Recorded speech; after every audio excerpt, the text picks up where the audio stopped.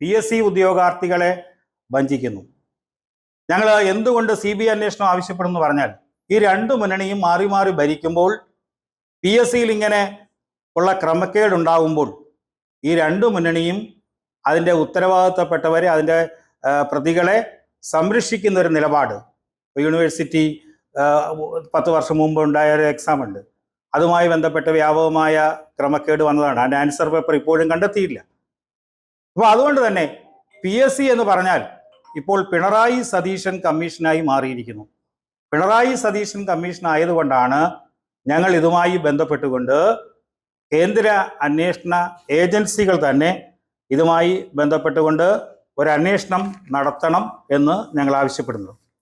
ഒപ്പം നമുക്കറിയാം, PSCയുമായി ബന്ധപ്പെട്ടുകൊണ്ട് റാങ്ക് ലിസ്റ്റിൽ പെട്ടിട്ടും ഉദ്യോഗം ലഭിക്കാതെ പോയ ആദ്യ റാങ്കുകാർ അടക്കം ആത്മഹത്യ ചെയ്തിട്ടുണ്ട് നമ്മുടെ സംസ്ഥാനത്ത്. തിരുവനന്തപുരം ജില്ലയിലെ വെള്ളറട സ്വദേശിയായിരുന്ന 28 വയസ്സുകാരനായ അനു PSC റാങ്ക് ലിസ്റ്റിൽ, ലാസ്റ്റ് ഗേഡ് സർവേയിലെ റാങ്ക് ലിസ്റ്റിൽ 77ാം റാങ്കുകാരനായിരുന്നു. എന്നാൽ ലിസ്റ്റിന്റെ കാലാവധി നീട്ടാതെ വന്നതുകൊണ്ട് റദ്ദാക്കി. ആ നിരാശയിൽ 2020 ആഗസ്റ്റിൽ അനു സ്വന്തം വീട്ടിൽ ജീവനൊടുക്കി. ഒരു 77ാം റാങ്കുകാരൻ. കോഴിക്കോട് സ്വദേശിയായ മുസ്തഫ KSRTC കണ്ടക്ടർ ലിസ്റ്റിൽ ഉൾപ്പെട്ടിരുന്നു. പക്ഷേ നിയമനം നടത്തിയില്ല, ആത്മഹത്യ ചെയ്തു. അവർക്ക് ആർക്കെങ്കിലും ഗവൺമെന്റ് നഷ്ടപരിഹാരം കൊടുത്തിട്ടുണ്ടോ?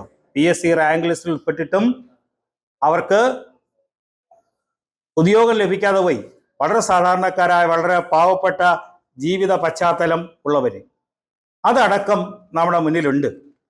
അതുകൊണ്ട് തന്നെ റാങ്ക് ലിസ്റ്റിൽ വന്നിട്ടും അവർക്ക് ജോലി ലഭിക്കുന്നില്ല. കത്തിക്കുത്ത് കേസിലെ പ്രതികൾ അടക്കമുള്ളവർ ക്രമക്കേട് നടത്തി റാങ്ക് ലിസ്റ്റിൽ വരുന്നു.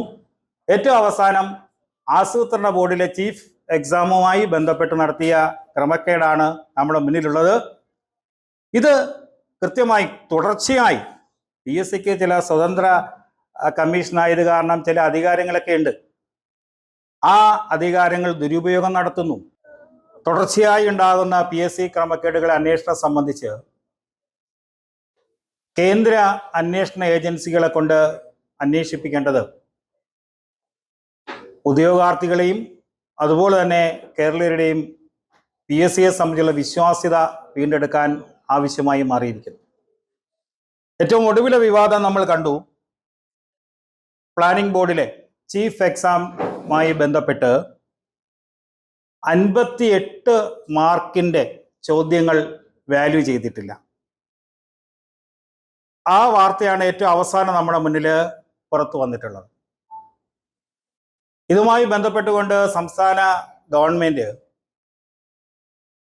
അന്വേഷണം പുറപ്പെടുവിച്ചിട്ടുണ്ട്.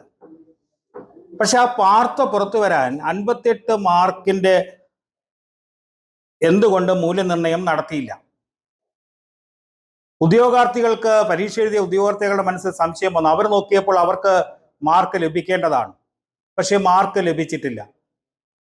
മൂല്യനിർണ്ണയം നടത്തിയ ചോദ്യപേപ്പർ, അതിൻ്റെ കോപ്പി അവർ ആവശ്യപ്പെടുന്നു. അതിൻ്റെ അടിസ്ഥാനത്തിലാണ് പിന്നീട് ഒരു കാര്യം ബോധ്യമായത്. 58 മാർക്കിന്റെ മൂല്യനിർണ്ണയം നടത്താതിരുന്നത് PSCക്ക് ചില നിക്ഷിപ്ത താല്പര്യങ്ങൾ ഉണ്ടായിരുന്നു. ആരെയൊക്കെയോ റാങ്ക് ലിസ്റ്റിൽ ഉൾപ്പെടുത്തണമായിരുന്നു. അതുകൊണ്ടാണ് പിന്നീട് അന്വേഷണ ഏജൻസികളുടെ മുന്നിലേക്ക് അത് വന്നത്. അങ്ങനെ തുടർച്ചയായി, ഞാൻ ഏറ്റവും അവസാനത്തെ കാര്യം പറയാം, കഴിഞ്ഞ 10 വർഷക്കാലം PSCയിൽ നടത്തിയിട്ടുള്ള വ്യാപകമായ ക്രമക്കേട്.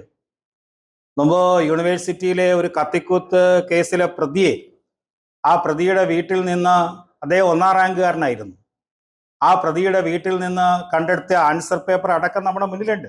ലക്ഷോപലക്ഷം ഉദ്യോഗാർത്ഥികളുടെ സ്വപ്നങ്ങളെയാണ് ഇല്ലാതാക്കിയത്.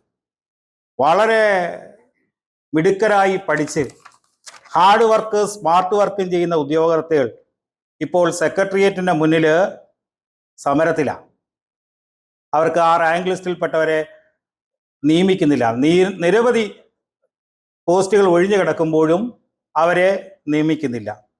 കത്തിക്കുത്ത് കേസിലെ പ്രതികൾ കൃത്യമായും റാങ്ക് ലിസ്റ്റിൽ വരുന്നു.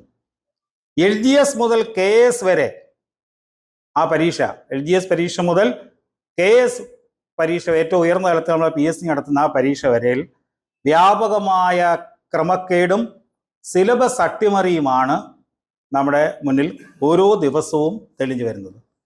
അതുകൊണ്ട് തന്നെ ഇത് സംബന്ധിച്ച് വളരെ കൃത്യമായ ഒരു അന്വേഷണം എല്ലാത്തിനെയും സംബന്ധിച്ചൊരു കഴിഞ്ഞ 10 വർഷക്കാലത്തെ PSCയുടെ പരീക്ഷാ നടത്തിപ്പും സെലക്ഷനെയും സംബന്ധിച്ച് CBI പോലുള്ള കേന്ദ്ര അന്വേഷണ ഏജൻസികൾ അന്വേഷണം നടത്തി കേരളത്തിലെ PSC ഉദ്യോഗാർത്ഥികളുടെ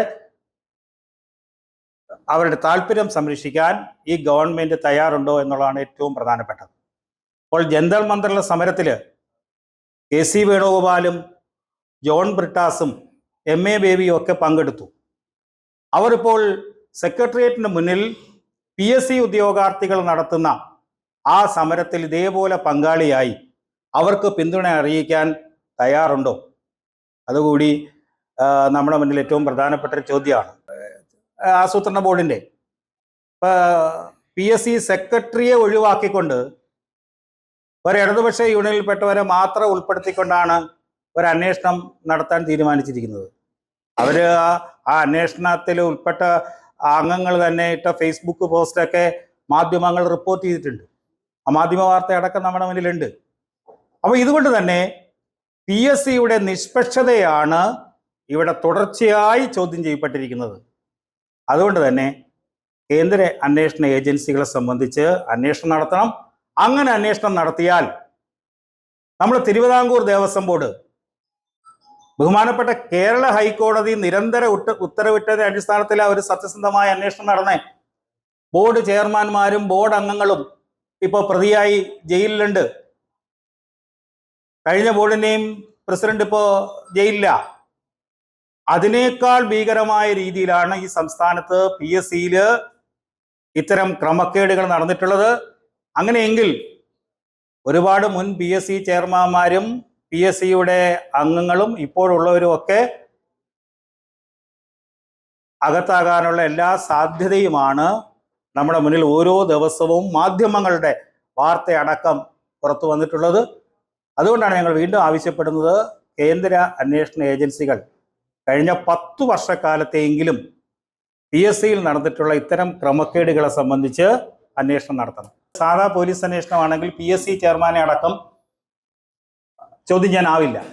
പക്ഷേ സ്പെഷ്യൽ അന്വേഷണ ഏജൻസി ആണെങ്കിൽ അവർക്ക് ഈ പറയുന്നവരെ PSCയുടെ ഭരണഘടനാപരമായ ചെയർമാനിൽ ലഭിക്കില്ല. അവരെ വിളിച്ചു വരുത്തി ചോദ്യം ചെയ്യാനായിട്ട് പറ്റും. അതുകൊണ്ടാണ് സംസ്ഥാന ഗവൺമെന്റ് ഇപ്പോൾ ക്രൈംബ്രാഞ്ചിനെ ഏൽപ്പിച്ചിട്ടുള്ളത്.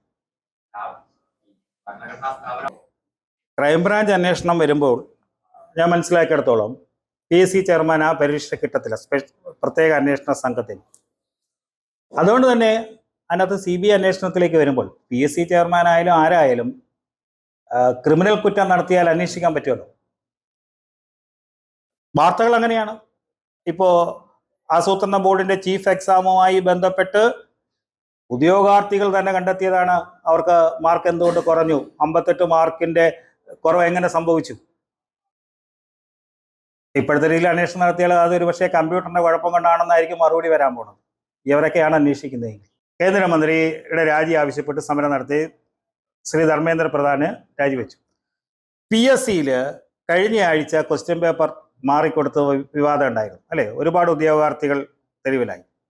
അങ്ങനെയാണെങ്കിൽ ഇതിൻ്റെയൊക്കെ ധാർമ്മിക ഉത്തരവാദിത്വം ഏറ്റെടുത്തുകൊണ്ട് ബന്ധപ്പെട്ടവർ രാജിവെക്കാൻ തയ്യാറാകുമോ എന്നുള്ളതും കേരളത്തിൽ ഏറ്റവും പ്രധാനപ്പെട്ട ചോദ്യമാണ്. ഇപ്പോൾ 10 വർഷക്കാലം ഇത് നടന്നു, ഇപ്പോഴും തുടരുന്നു.